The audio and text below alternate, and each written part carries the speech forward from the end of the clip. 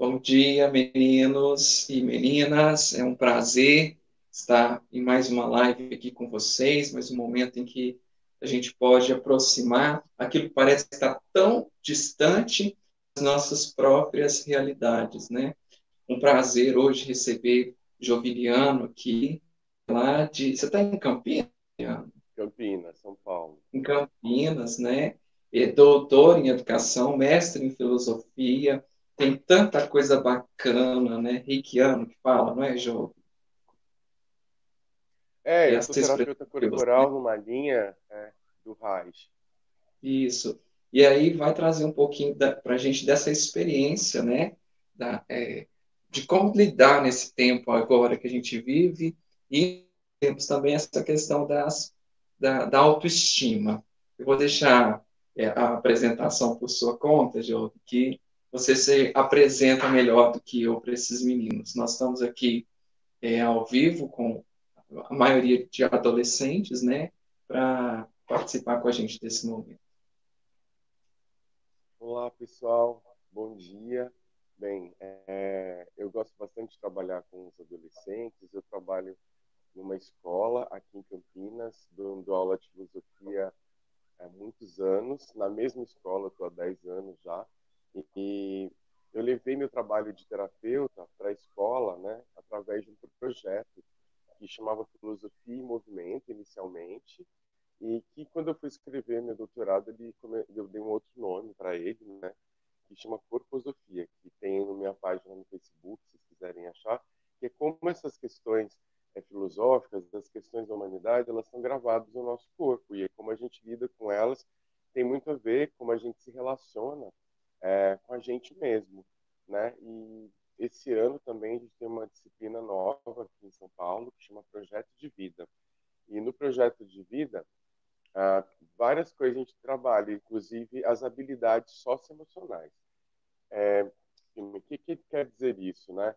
Para a gente viver em sociedade, a gente não tem que ter só conhecimento, entender o que está acontecendo. A gente tem que ter algumas habilidades para lidar com as nossas emoções. E isso é uma coisa muito antiga na história da filosofia, essas perguntas e assim vai. Mas isso é muito teórico. Eu gostaria de começar a conversa com vocês sobre autoestima pensando ou pegando o que vocês já têm, né? Do que a gente escuta no senso comum. O que é isso, né?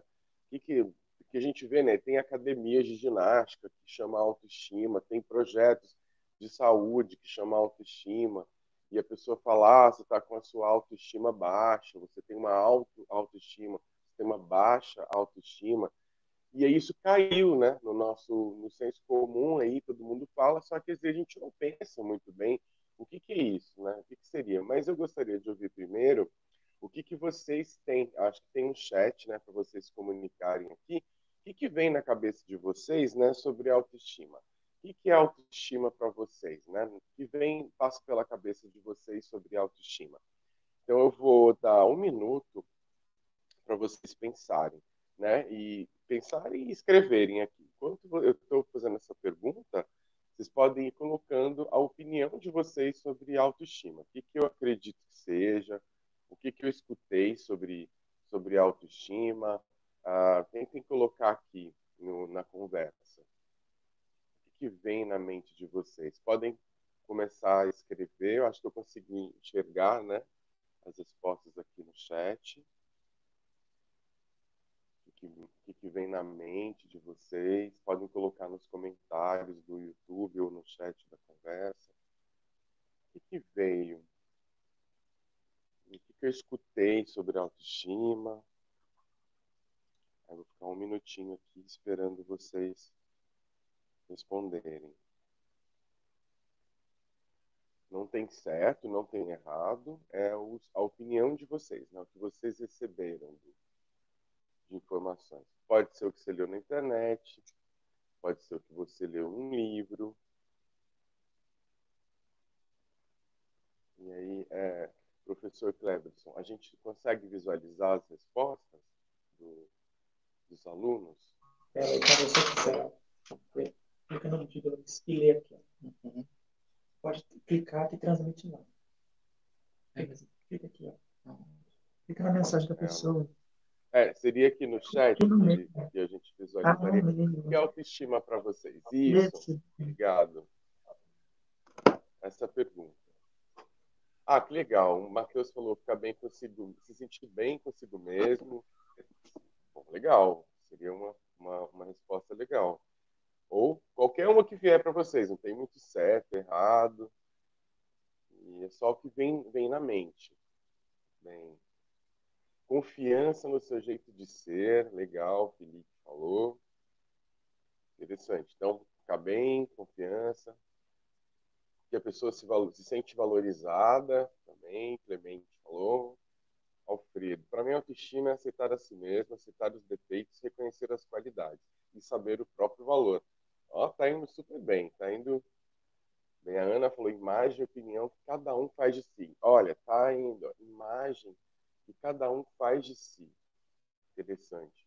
Se valorizar, Maria Fernandes, valorizar do jeito que você é.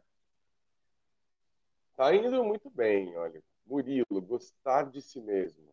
Legal.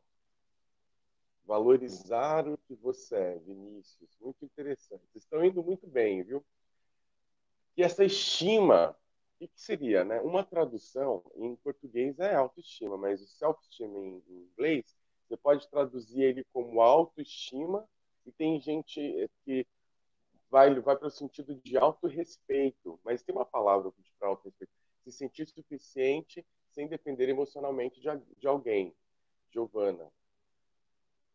Então, uma questão, hein? Será que dá, né? A gente é o nosso ideal. Então, a Giovana colocou uma coisa interessante, porque eu, pensando no momento da vida que a maioria de vocês está, tem um teórico, que é o Piaget, que é da educação, ele fala que com 14 anos a gente entra para a autoestima. O que seria isso? Né?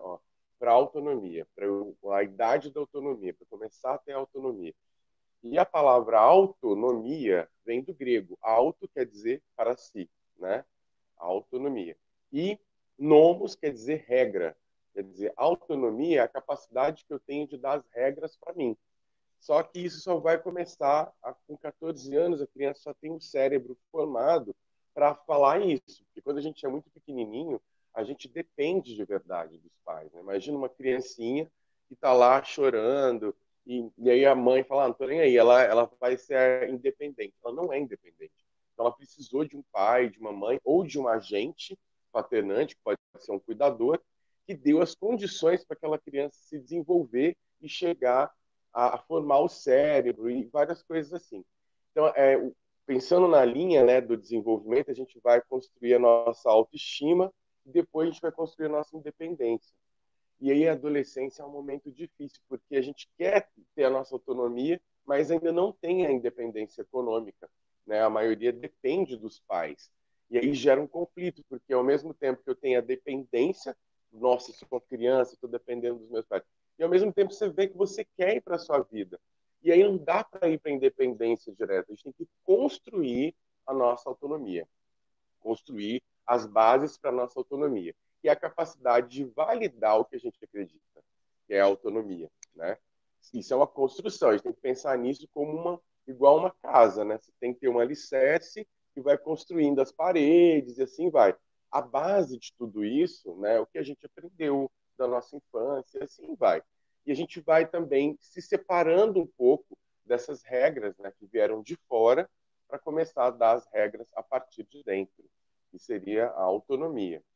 Mas tudo isso, gente, fica teoria total se a gente não está conectado com a gente.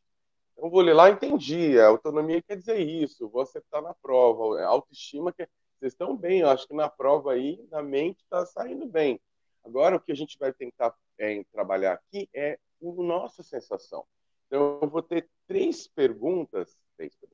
Eu tenho um monte de perguntas. Vocês sabem que gente da filosofia é terrível, né? Você tem uma dor de dente, tem um professor meu que falava isso, ele já até faleceu, ele era um querido. Falava, se você está com dor de dente, não vai no filósofo, porque se você está com dor de dente, fala, meu dente está doendo, vai no dentista, porque se for um filósofo vai perguntar, o que é o dente, o que é a dor? Tem muito mais pergunta do que resposta. Mas as perguntas são muito poderosas, porque as perguntas devolvem para a gente o poder de dar melhorar as nossas respostas, né? E não repetir o tempo todo respostas dos outros. Então, a gente vai fazer um teste com 3 perguntas. E a nota vai ser 1, isso é mentira, 5, isso é verdade para mim. Então, ou se for mais ou menos, você dá nota 2, nota 3, né? E aí você vai pensar o grau de dificuldade. Bom, só 3 perguntas que eu selecionei. Primeira pergunta é para saber como anda a sua autoestima. Primeira pergunta. Quando alguém me pede um favor que eu não quero fazer, não tem nada a ver comigo, eu não quero fazer. Eu tenho facilidade em dizer não? Eu falo, não, não vou fazer isso. Vou repetir a pergunta. Quando alguém te pede um favor e você não quer fazer, porque você não acredita, não é verdadeiro para você, você tem facilidade de dizer o não? Fala assim, não, eu não quero fazer, tá? É fácil para você dizer esse não quando é verdade. Ou é difícil? Se é muito fácil, você vai colocar nota 5. Eu falo não com muita facilidade. Ou não, é muito difícil para mim dizer não. Então, eu dou nota 1. Então, de 1 a 5, você vê. É muito difícil, nota 1. Muito fácil, nota 5 ou mais ou menos. Pode dar um 2, um 3, tá bom? Vamos lá. Primeira pergunta, então. Quando alguém me pede um favor que eu não quero fazer, nota 4, aí, vamos ver. Eu falo não facilmente. E aí tenta dar uma nota. Lucas, 104, isso aí, Lucas. Tenta colocar nota para vocês saberem depois como é que está a sua média no final. A Giovana, 3. Vamos lá. Eu não acredito que aquilo é bom, não vai ser legal. Tá vindo as respostas. Não vai ser legal para mim, mas eu tenho muita dificuldade de dizer não. Né? Então, o quanto é fácil? Fácil demais, 5. Fácil demais dizer não. Ou é muito difícil dizer não. Eu vou dar uma nota 1, assim, né? Isso, vamos aí. Então, estão vindo as respostas. A gente está pensando, vai respondendo, galera, tá indo bem. Numa habilidade socioemocional, que é a assertividade, que não tem a ver com violência, não tem a ver com agressão a ninguém, mas tem a ver com ser verdadeiro com a gente mesmo. Né? Então, eu sou assertivo. Então, quando é sim, eu falo sim. Quando é não, eu falo não. O não, eu fico meio assim. Meu sim é mais ou menos não, meu não é mais ou menos sim. Aquela coisa fica meio bagunçada. Ok, tá indo bem aí a galera. Então, essa é a nossa primeira avaliação da nossa autoestima. Como anda a minha autoestima? Ok. Aí deixa, pessoal, a primeira resposta de vocês anotada, né? Então, na questão número 1, eu me dei nota tal, né? Fica aí com essa primeira pergunta. A gente vai agora, deu 1 minuto aí de pensamento, nós vamos para a segunda pergunta. Olha, a média aqui está indo de... Tá numa média de 4, tem gente que está com 5, né? Mas tá na média, né? A maioria da turma. Tem umas pessoas que têm muita dificuldade, então a gente vai pensar de onde vem essa dificuldade, né? De levar, de não agradar, né? Não agradar, não vou ser assertivo, mas às vezes eu não sou assertivo, porque eu quero agradar muito, ficar muito legal, e a gente às vezes é muito legal com os outros e não é legal com a gente, né? E aí, como é que fica isso, né? Pergunta número 2, vamos lá. A opinião dos outros sobre mim, quando eu recebo uma crítica negativa, é fácil? Eu fico tranquilo escutando essa crítica negativa? Ou é difícil? Vou repetir a pergunta. Vou dar um exemplo, né? Da segunda pergunta. Eu fiz uma coisa que para mim é muito legal. Eu fiz meu trabalho de história, meu trabalho de literatura. E para mim aquele trabalho está muito legal. E eu entrego o trabalho e falo, olha, estou muito bem nesse trabalho, mandei bem. E aí, de repente, o professor devolve com muitas críticas. Poderia ter melhorado aqui, poderia ter melhorado ali, tá. Como que eu lido com essas críticas, né? É fácil para mim? Eu fico em paz recebendo crítica negativa? Não é crítica positiva. Crítica positiva, como aceito a opinião dos outros sobre mim. Isso, é fácil receber, eu aceito bem essa crítica. Uma crítica negativa, especialmente. Crítica positiva, tipo, aqui você tem que melhorar isso, aqui você tem que melhorar aquilo, né? Tá. Tem pessoas que não, eu falo assim, tá ruim, você tem que melhorar porque foi péssimo. Como que você recebe isso? É fácil? É fácil receber crítica, opinião dos outros? Ou é difícil? Fácil. 5, muito fácil. 1, não, muito difícil. Ou é mais ou menos. Eu fico ali, mais ou menos. Recebo mais ou menos. Então, isso, aí, tá indo bem. Se eu recebo fácil, a pessoa fala aquilo, eu fico em paz. Porque eu sou uma pessoa que fez o trabalho. Eu não sou o trabalho. Dá um exemplo. Estou aqui com o meu trabalho, né? Vou entregar. Quando a pessoa fala mal do trabalho, ela está falando mal do trabalho, não de mim, porque eu fiz o trabalho. Mas eu posso melhorar o aluno. É verdade, esse trabalho aqui, eu posso melhorar aqui, aquilo outro. Só que a gente aí, a maioria de vocês está com 14 anos, né? 15. Imagina vocês pequenininhos, com 5 anos, 6 anos, e vai fazer as primeiras provas na escola. E a única tarefa que você tem na vida é a escola. E aí você tira uma nota vermelha ou uma nota ruim. É muito difícil para uma criancinha chegar, nossa, pai, eu tirei uma nota ruim. Porque ela não separa a prova dela, ela acha que ela é a prova, né? Ela é a prova. Então, se eu errei na prova, eu errei na vida. Nossa, minha vida, acabou minha nota vermelha. Ela não consegue se separar ainda, porque ela não tem muitas disciplinas, né? Matemática, química, física, para saber qual que ela é melhor. Ela tem poucas matérias, que é português, matemática, alguma coisa assim, e para ela é a prova. E quando devolve a prova, ela se vê desvalorizada. E a autoestima da criança vai lá para baixo. Então, é legal de agora, nesse momento, as notas estão indo... Essas notas estão mais baixas do que a primeira pergunta, né? A maioria. Tentem perceber isso, né? Que quando a pessoa critica o seu trabalho, isso não é você. Você fez o trabalho. Você pode melhorar aquele trabalho. Você pode, inclusive, destruir aquele trabalho e fazer outro, né? Só que a gente, quando a nossa autoestima não está legal, a gente não está com tudo que vocês falaram no começo aí, se valorizando, se respeitando, gostando de você, nossa, isso vai derrubar a pessoa. E aí, para vocês que estão no ensino médio, tem muito a ver com o Enem, com o vestibular. Então, uma tensão muito grande de agradar o outro, porque às vezes a pessoa não tem muita clareza do que ela quer ser na vida. Então, muitas vezes isso está em função do outro, ainda não tem essa autopercepção. Guardem aí, então. Na número 1, coloquei, sei lá, 3. Na número 2, coloquei 4. Guardem essas notas. Número 3, última pergunta. Mesmo que você não esteja, seu shape aqui não está no padrão da sociedade, você não é a Gisele Bündchen aí, nem o Cauã Raymond, sei lá quem vocês acham legal aí dos atores que aparecem na TV. Mesmo que eu não esteja nos padrões da sociedade, eu gosto do meu corpo, né? Eu gosto do meu corpo, eu aceito o meu corpo como ele é. Mesmo que eu não esteja no padrão da sociedade, eu me aceito, né? Eu me amo, eu me valorizo. Tudo que vocês falaram no começo da conversa, eu me valorizo, me apoio, estou bem comigo mesmo. Verdade, eu estou muito legal comigo. Mesmo que eu não esteja nos padrões, mesmo que eu não esteja nos padrões da sociedade, eu gosto do meu corpo e me aceito como ele é? Essa é a pergunta. Sim, total. Estou tranquilaço comigo, 5. Ou 1, não, acho. Eu olho no meu nariz, quero fazer plástico, olho minha barriga, falo, oh, meu Deus do céu.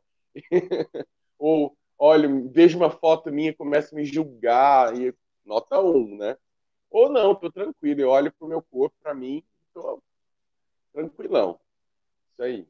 Vamos lá, tá ouvindo as respostas. Isso aí, pessoal, tá vindo. Então, a pergunta está aí. A gente está pensando, mesmo que eu não esteja nesses padrões sociais, eu me amo, né? Eu me aceito do jeito que eu sou, eu estou tranquilo comigo, tá tranquilo? Tá indo bem aí. E é interessante, eu estou vendo as respostas de vocês aí, tem muito a ver com o que a gente está na nossa sociedade, vivendo aí, né? A maioria dos meninos estão dando uma nota maior, e as meninas estão se julgando muito aí. E por que será, hein? Será que para as meninas o padrão é mais exigente ainda? Tem que refletir sobre isso, né? Então, é normal isso, né? Normal, será que é normal? A gente normalizou isso, né? Normal quer dizer norma, né? Então, isso fica normal. E aí, o pior de tudo é quando o normal vira natural. Porque o normal não é o natural. Na natureza, você não vê assim um grupo de animais segregando, você está gordo, você está magro, você está feio. Nos animais a gente não vai ter isso, né? Eu brinco muito com meus alunos, assim, a gente não vai encontrar um cachorro selvagem, um gato doméstico, não, a gente contamina os nossos animais domésticos com as nossas crenças, né? Mas um grupo de, assim, esse é um cachorro tão triste, esse cachorro está deprimido, está pensando em suicidar. Você não vai encontrar isso, porque os animais não têm esse padrão social foi a gente que criou na nossa sociedade. Os animais estão na natureza, né? E na natureza você não tem assim, esse é mais bonito, esse é vesgo, esse é torto, esse aqui está magro, esse aqui está gordo. Eles estão tranquilos, inclusive eles se cheiram, todos se cheiram, né? Sem discriminação nenhuma. No grupo de cachorro, logo eles vão cheirar para saber se é macho, fêmea, se vai ficar, se não vai. Então tem uma coisa ali dos animais. E a gente perdeu muito isso da nossa espontaneidade por causa da sociedade, né? Falou para vocês cheirarem ninguém. Até agora, no coronavírus, a gente está todo mundo com distância, né? Mas você percebe como a gente é muito diferente dos animais. Vai ficando cada vez mais distante. Agora, com a quarentena, mais distante ainda, né? Eu joviniano, adoro dar abraços, né? Estar com as pessoas, etc. Para mim, o isolamento está sendo bem complicado, porque eu gosto do contato, trabalho com o corpo, né? Trabalho com vivência. E aí, né? Esse isolamento acabou a gente ficando mais longe um dos outros, então essas normas também mudaram, né? As normas e o jeito de lidar com o corpo. Ótimo, já dei tempo para as 3 perguntas. Dá uma avaliada, então, você vai ver lá. Na questão número 1, eu coloquei nota, sei lá, 2, vamos supor, né? Coloquei nota 2. Na questão número 3, eu me dei nota 4. Na questão número... Desculpa, voltando. Questão número 1, me dei nota 2, tá? Na questão número 2, eu me dei 4, vamos supor, né? Estou viajando aqui. Na questão 3, eu me coloquei com nota 3, não é tão assim. Então, você vai somar as 3 notas e vai dividir por 3 para dar a média. Então, vamos supor, né? 4, 2, 6. 6 mais 3, 9, dividido por 3, e aí vai dar uma média de 3, no meu caso. Então, vejam vocês aí. Vamos lá. Então, você está colocando aqui o professor. Bem, no número 1, eu coloquei uma nota, no número 2, eu coloquei outra, no número 3, eu coloquei outra. Soma todas as notas e divide por 3 para você ver a sua média. E aí não precisa colocar aqui no chat, não. Guarda para você, tá bom? Guarda para você. Que aí você se percebendo, você se avaliando. Se dentro dessa forma, eu poderia fazer aqui, geralmente eu trabalho com 20 perguntas. São 20 perguntas para você perceber um pouco isso. E aqui eu coloquei 3 que eu acho muito importante para esse momento, que é o não, se é fácil ou difícil, se é receber a crítica e a questão dos padrões, né? Como que eu estou em relação a esses padrões que vêm da sociedade. Bem, agora a gente vai entrar um pouquinho... não preciso também de responder essa pergunta, que é um pouco do nosso desenvolvimento. Eu estudei muito no mestrado, que na verdade a graduação e o mestrado, 6 anos estudando um autor que chama John, de João, né, e Rawls, que não é igual a bala, não, é com R, John Rawls. O John Rawls, ele fala que nossa autoestima é um bem social primário. Então, ela não é a sociedade, o governo, a estrutura da sociedade, para ser democrática e para garantir a participação de todos, tem que garantir a nossa autoestima. Porque o indivíduo não vai ser feliz, isso já desde Aristóteles, né? O que a gente busca na vida? Ser feliz, né? Mas só que essa felicidade ela não vai acontecer se eu não realizo o meu projeto de vida. Ele chama de plano racional de vida, né? Mas a gente pode dizer de um jeito muito simples. Como é que eu vou ser feliz na vida se eu não realizo o meu projeto? Porque, diferente dos animais, a gente tem objetivos, a gente tem conexões e a gente busca se realizar. E a autoestima é um bem primário da sociedade, porque o governo, a sociedade e, enfim, a estrutura que a gente vive tem que garantir a nossa liberdade para expressar nossas opiniões, para expressar o nosso projeto de vida, tem que dar oportunidades iguais. Se as oportunidades não são iguais, as pessoas não vão se sentir bem ali para correr o projeto de vida delas. Então, você tem liberdade, que para eles são os princípios de justiça. Quais são os princípios de justiça? No livro que chama Teoria da Justiça. Liberdade para todos igual, igualdade de oportunidade. E um terceiro princípio que ele fala que é importante numa democracia é que se vai ocorrer desigualdade, os menos favorecidos têm que ser beneficiados. Você tem que gerar um benefício para aqueles menos pobres, os mais pobres, né? Ou por quê? Por que eu vou dizer que vai ter igualdade de oportunidade se as pessoas não têm condição? Então, tem uma coisa da autoestima que é bem social.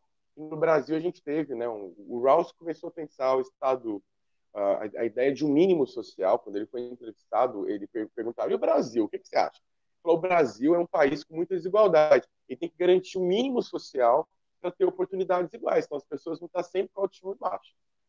Eu estou lendo lá um livro de autoestima e falar, eu tenho que falar que eu sou bonito, que eu sou... E às vezes eu vou olhar para a minha sociedade e falar, como que eu vou ter emprego, como que eu vou ter... Que é o momento que vocês estão vivendo na vida de vocês, né? Estão se preparando para entrar no vestibular, ter uma profissão. E aí, como é que vai ter emprego? Vai ter oportunidade para essas pessoas? Então, o governo também e a sociedade tem que prover esse mínimo. Pode ser o que você imaginar, que o Brasil teve, né? E ainda tem. Bolsa Família, Fome Zero, enfim. Eu vou contar uma experiência minha numa escola, porque eu trabalhei numa escola muito, muito carente, uma escola bem carente. E eu dava aula à tarde e tinha um menino que ele estava sempre assim, com sono, com pouca energia. E aí, no primeiro dia eu não falei nada, mas à medida em que eu fui ficando amigo, né, eu falei, olha, então, o que acontece, né? Você tem muito sono, você vem muito cansado. Ele falou, nada não. E eu comecei a perceber que depois da merenda, ele ficava outro menino, brincava. Eu falei, nossa, você tá bem? Aí ele foi passando o tempo e falou, não, professora, às vezes na minha casa não tem comida. Eu venho comer aqui na escola, a merenda da escola. Nossa, meu coração ficou muito dolorido, porque eu não ia conseguir ajudar aquele menino, porque eram vários, não era só ele, né? Então, por isso que tem que ter um mínimo social para garantir comida, bem-estar, porque senão a gente não pensa, né, gente? O neurônio não vai funcionar. Precisa de vitamina, precisa de conexão. Então, a autoestima tem um lugar da sociedade que é social, que tem que garantir a nossa liberdade de expressão, dizer o que a gente pensa, seguir a nossa carreira que a gente escolher, né? Não ser uma carreira imposta, oportunidade para a gente poder correr nossos planos e oportunidades iguais. Tem gente que não vai ter oportunidade nenhuma, a autoestima das pessoas vai estar muito baixa e o sentimento de revolta dessas pessoas pode gerar grandes problemas à sociedade. Né? Então, como que lidar com essa revolta das pessoas que não têm acesso nenhum, né? Vamos lá, bate nela. Não, vão ficar mais revoltadas ainda. É criar gestão, né? Criar trabalho para todas as pessoas. Nesse sentido, tem uma visão social da autoestima. Bem, e aí, isso é uma questão importante. A gente vai ficar falando de autoestima aí interna, ficar bem comigo mesmo, mas a sociedade também tem que se mobilizar, né? E a nossa família e etc. Pensando na gente, aí eu já vou fechando um pouco da nossa conversa aqui. Juveniano, tudo bem, eu não sou esse menino aí que só come na escola, não tem dinheiro nenhum. Na minha família está tranquila, a gente tem comida, então eu posso escolher, eu posso falar para os meus pais o que eu quero fazer da minha vida, é tranquilo. Então, ok. Então vamos dar um passo um pouquinho mais à frente, já que esse mínimo já está garantido, um pouco mais para frente. Quanto que a gente não fala, pensando na pergunta 1, na pergunta 2, eu não falo o que eu quero porque eu tenho muito medo de desagradar. Tenho muito... você pode colocar, está colocando no meu site. Eu tenho um site novo, que é corposofia.com.br. corposofia.com.br. Eu vi que ele colocou o site antigo. Voltando na pergunta. E aí? Será que eu falo esse não quando eu quero dizer sim? Ou eu falo sim quando eu quero dizer não? corposofia.com.br. Porque eu tenho muito medo de desagradar. Eu tenho que ser legal. Eu tenho que ser bonzinho, né? E aí eu vou falar para vocês, no Corposofia, é o autor que eu estudo agora, né? Desde 2006. Eu gosto de estudar esse autor, que é o Reich, esse cara aqui, né? William Reich. O Reich, eu fui para o Reich por causa das terapias energéticas e eu curto meditação, dava aula de yoga, fui parar nesse autor. E ele vai dizer que a gente tem, na verdade, 3 camadas de funcionamento. A gente tem uma máscara social, que é que a gente vive para meio que agradar os outros mesmo, né? Tudo bem, não posso falar assim, falo não, mas... E aí é uma máscara, isso não sou eu. Tem uma negatividade, que seria as coisas que a gente nega, e pode ser emoções do tipo amor, elas estão ali ao redor, mas o amor pode virar ódio, né? E o medo é uma emoção muito negativa. E dentro desse centro existe um cerne, que é a nossa ele fala cerne biológico, a nossa espontaneidade. Se a gente tivesse na natureza, né, como uma planta, uma árvore, como essa árvore aqui, eu posso falar o que quiser para ela julgar? Não, a gente já sabe hoje, pelo Dr. Emoto, que todas as coisas que têm água, todas as coisas que têm água, respondem emocionalmente. Vocês podem procurar o Dr. Emoto, a experiência do Dr. Emoto. Ele fala, ele pega uma plantinha e fala assim: você é feia, uma molécula de água, e fala para outra: você é bonita. Essas moléculas, elas interagem. Vocês podem procurar isso no... Tem um filme que fala um pouco sobre isso, que é Quem Somos Nós. O filme chama Quem Somos Nós. E fala um pouco sobre essas questões da nossa fala com a nossa emoção. Mas essa árvore, ela busca o tempo todo a espontaneidade. E eu posso podar, eu posso amarrar, etc. Ela vai tentar se adaptar ali, né? O nosso corpo também. A gente nasce para pulsar, para vibrar, para ser feliz, para buscar nosso prazer, etc. Só que tudo que a sociedade vai colocando vai contraindo, a gente vai ficando muito preso no medo. E o medo, voltando, por que às vezes eu não falo não quando eu quero dizer sim, eu falo sim quando eu quero dizer não? A pessoa fala mal de mim, nossa, me deixa para baixo. Ou eu queria ter o formato daquele corpo que eu vejo na televisão. Isso tudo vem de fora, isso tira a gente do nosso espontâneo, da nossa espontaneidade. E o medo tem uma importância, porque às vezes eu não falo muito o que eu quero, porque eu tenho medo de não agradar, eu tenho medo de ser rejeitado. Aí bate muito em como a gente foi formado, né? Desde a barriga da nossa mãe até agora, como a gente reagiu ao nosso meio ambiente e às nossas emoções. Então, será que eu tenho medo? Eu sou aquela criança mais mental, assim, né? E eu tenho medo de ser rejeitado. E, nossa, para mim é terrível. Melhor eu falar o que o povo quer ouvir. Ou eu tenho medo de ser abandonado, eu fico meio carente, assim, nossa, vou ficar sozinho, abandonado. Ou eu tenho medo de ser traído, as pessoas vão aprontar alguma coisa para mim, tá vendo? Se eu não fazer isso como querem, vão me passar a perna, vão me, sei lá, passar para trás. Então, todas essas emoções, elas ficam aí. E a autoestima, eu acho legal que vocês colocaram aqui no começo, né, que é você se valorizar. Ela não tem a ver com o que pensam sobre mim, né? Ela tem a ver com como eu me percebo, como eu percebo isso em mim. Eu percebo medo em mim, aí uma habilidade socioemocional. Você me avisa do meu tempo, tá, professor? Não eu vou falando aqui. Uma habilidade socioemocional, primeiro, é reconhecer as emoções, né? Então, eu vou reconhecer essas emoções. Eu tenho esse medo, e eu gostaria de dizer disso, né? Como eu me percebo? Como eu me percebo? Eu percebo medo em mim? Não, eu fico muito irritado. Não tem nada errado sobre as emoções. Vocês podem sentir todas as emoções. A questão não é sentir, a questão é como lidar. O medo, hoje é importante, né? Você ter medo de se contaminar com o coronavírus, é importante ter o medo, né? Só que, se eu fico paralisado no medo, meu corpo começa a ficar todo tenso, e dói aqui, dói ali, dá um mal-estar, esse medo está me paralisando. E eu não assisto às aulas, eu não participo das aulas, eu estou ali paralisado naquele medo. Mas também, se eu não tenho medo nenhum, saio na rua e me exponho, eu posso adoecer. Então, como lidar com esse medo? Eu fico muito nervoso, fico pé da vida, porque, nossa, que raiva desse coronavírus. Minha vida estava tão legal, me divertindo, saindo, e agora eu fico dentro de casa, estou irritado com isso. E mas eu não posso sentir raiva, porque eu sou tão bonzinho, né? Não, a gente tem a raiva com a gente. E a raiva é uma emoção muito poderosa, muito potente. A gente pode transformar a nossa raiva em força, em assertividade, né? Que são o que os lutadores de Kung Fu, os lutadores de todas as lutas marciais, né? Você vê que eles estão com força ali. E estão com raiva. Só que aquela raiva se transforma em assertividade. Isso é como lidar com essas emoções, como a gente se percebe.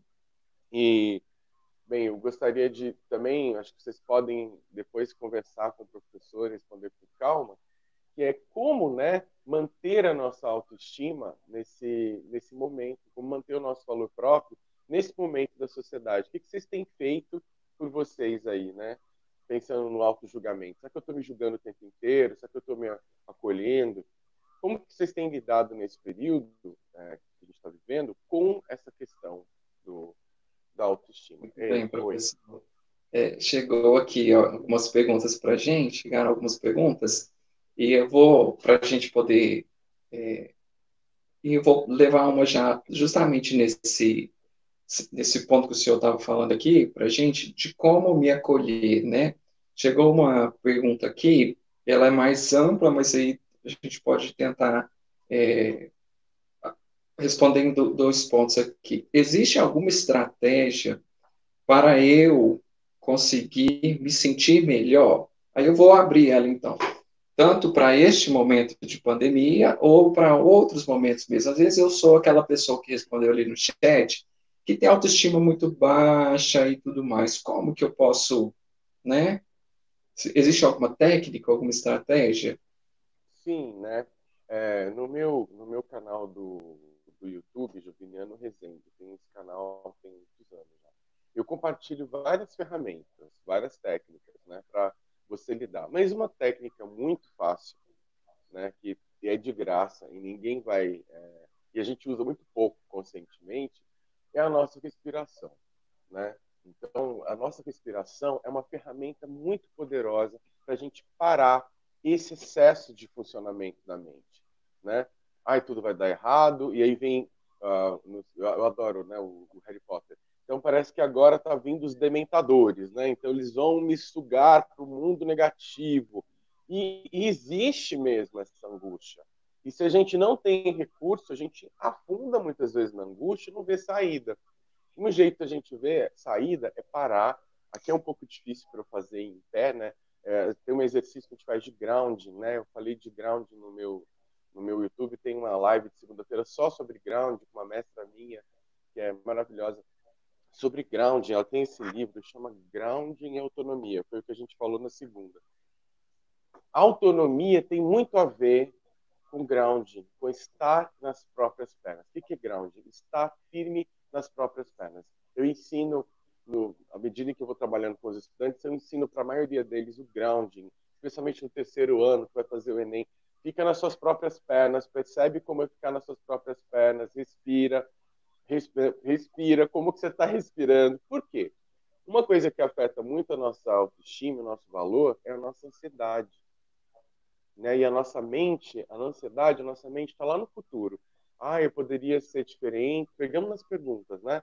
Eu poderia responder diferente, mas eu quero agradar essas pessoas todas. Nossa, mas eu estou me desagradando, eu estou tão legal com todo mundo, mas eu estou péssimo comigo mesmo, sabe? Então a gente, ou na outra pergunta que a gente colocou, eu me julgo o tempo todo que eu deveria ter um corpo diferente, etc. Isso cria uma ansiedade muito grande. Quando a ansiedade está atuando, a nossa respiração altera. A nossa respiração, ela responde diretamente à ansiedade. Né? Então, tem outras ferramentas que eu compartilho no meu YouTube, mas essa é muito importante aqui, que é parar e respirar. Né? Eu estou completamente sequestrado por esse pensamento. Para. Né? Faz uma respiração profunda, né? Calma. E aí você, ok. Respiro de novo. E aí você se separa um pouco, né, do que vem de fora e do que é verdadeiro para você. Então a respiração, ela tem no mínimo 2 pausas. Pausa, inspira, faz uma pausa e solta. Então você tem uma pausa para começar. E a gente está numa cultura sem pausa. É uma coisa atropelada em cima da outra. Né? E aí essa pausa, parar para respirar, é um recurso. Sentir, ficar de pé, sentir minhas pernas, é um recurso. Para a gente começar a lidar melhor. Professor, ótimo. Espero que os meninos estejam pegando essas metodologias aí. Aí, na sequência, para a gente, dessa resposta, vem assim: sou muito inseguro, tenho medo de desapontar as pessoas com minha opinião ou com as minhas opiniões. sempre fico ou tento ficar no meio. E se percebo que decepcionei alguém, me sinto muito mal. O que você pode ajudar aí, assim, de maneira sucinta, essa Não, é pessoa? quando eu sinto que decepcionei, fico mal. Essa é uma questão, né? Isso. Tá.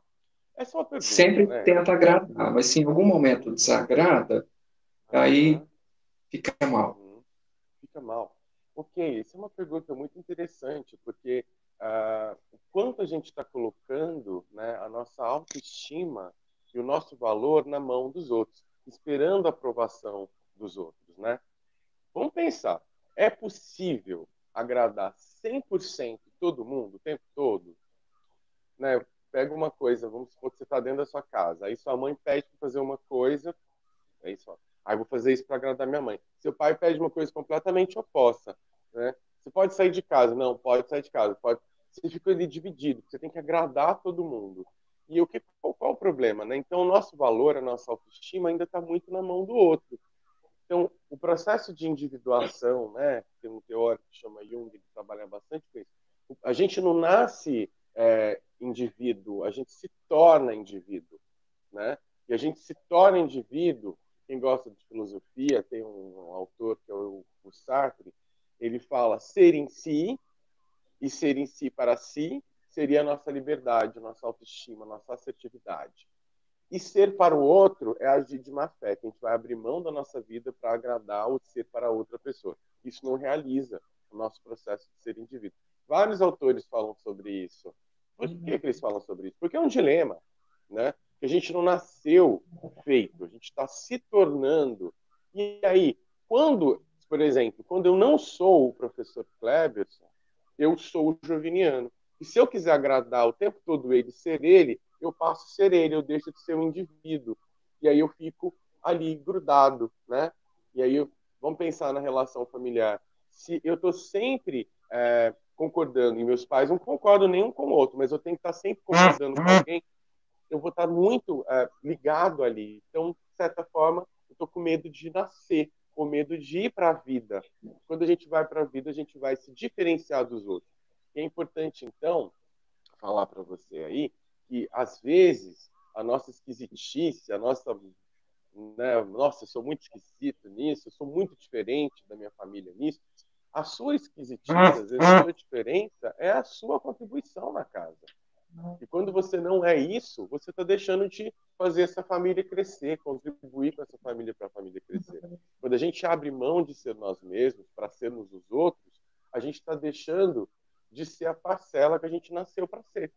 E imagina, né? Todos os dedos são diferentes, né, um dos outros. Ah, não, mas agora eu quero padronizar. Todos têm que ser igual o dedo indicador. E senão vai desagradar o indicador. Não. Todos têm que ser dedão. Não tem como, a gente desenvolveu uma mão diferente.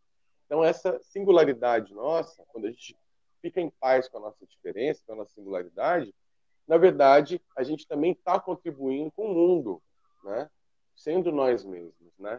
Então, como seria você olhar a sua opinião diferente como uma contribuição e não como uma pena ou algo que infelizmente você tem, né? Uma opinião diferente?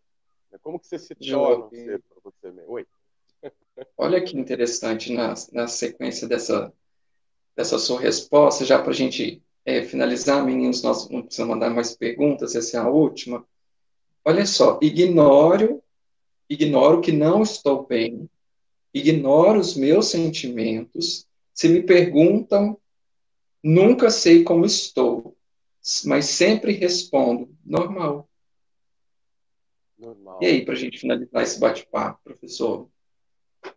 Então, o que é o normal, né, gente? Isso que eu comecei a dizer para vocês. Muitas vezes o normal é a norma que vem de fora, né? E essa norma, ir para a autonomia, construir seu projeto de vida, construir você no mundo, às vezes não vai ser nada tão normal, né?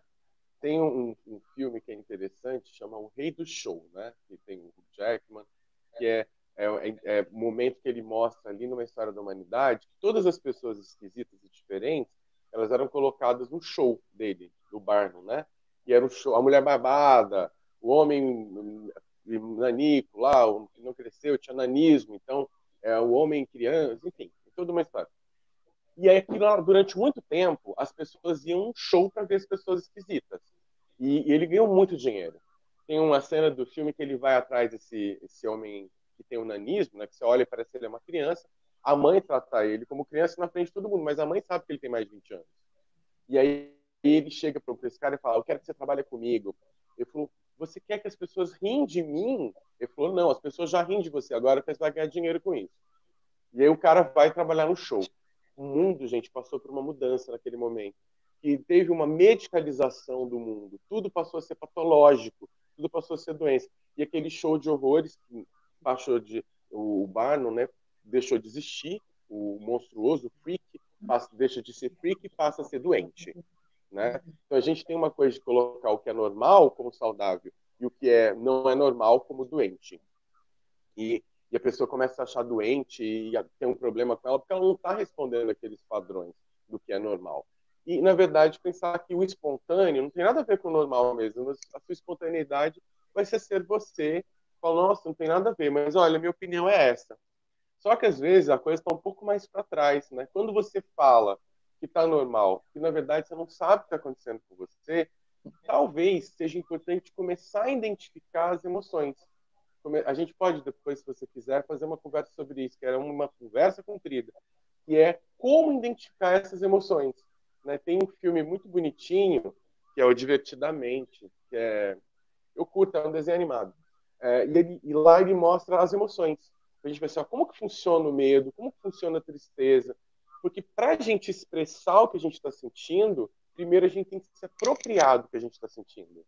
Né? Então, eu tenho que me apropriar do meu corpo, por isso que eu gosto de trabalhar com o corpo.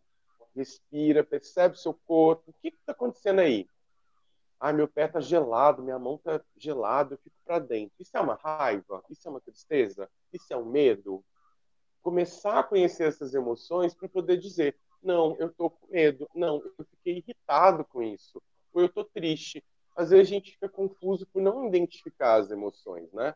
Então, começar a identificar, perceber você, começar a identificar para poder expressar, né, o que a gente está sentindo de verdade.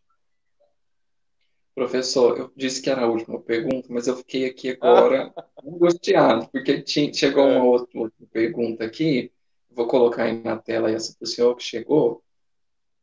O que o professor acredita sobre a felicidade que nos é imposta?